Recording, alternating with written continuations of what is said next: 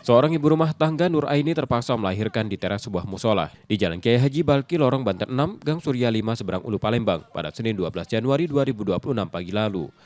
Tanpa bantuan alat medis, warga sigap membantu proses persalinan. Nur Aini akhirnya melahirkan bayinya dengan selamat. Bayi berjenis kelamin perempuan itu lahir dengan berat 3,200 gram.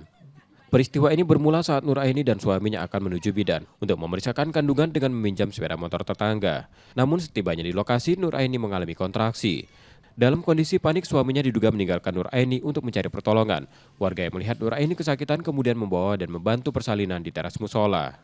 Tangan satu megang perut, yang satu yang di bawah. Itu dibantu berapa warga lain, Bu? Jadi itu total sebelum itu tuh enggak ada orang. Oh, Ibu sendirian? Ya. Nah, sudah lahir bayi, tiba-tiba ada ibu datang, katanya orang pingsan. Bukan, ibu melahirkan. Terus datanglah, tinggal temuninya aja. Semua. Bayinya sehat? Alhamdulillah sehat. Ibunya sehat juga? Ya sehat, dibawa ke bidan. Usai melahirkan, Nur Aini dibawa ke rumah dan mendapat pemeriksaan serta pengobatan dari bidan dan tenaga kesehatan puskesmas.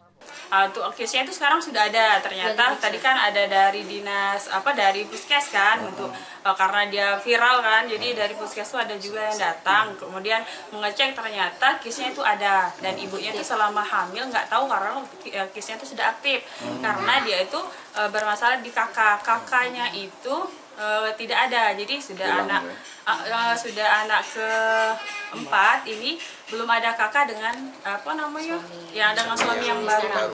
Tapi obatnya udah dikasih? Sudah, obatnya sudah dikasih, ibunya juga sekarang sudah pulang. Diketahui Nur Aini sebenarnya memiliki kartu Indonesia Sehat yang masih aktif, namun tidak disadari karena tidak memiliki kartu keluarga. Yudi Kiswanto, Kompas TV, Palembang, Sumatera Selatan.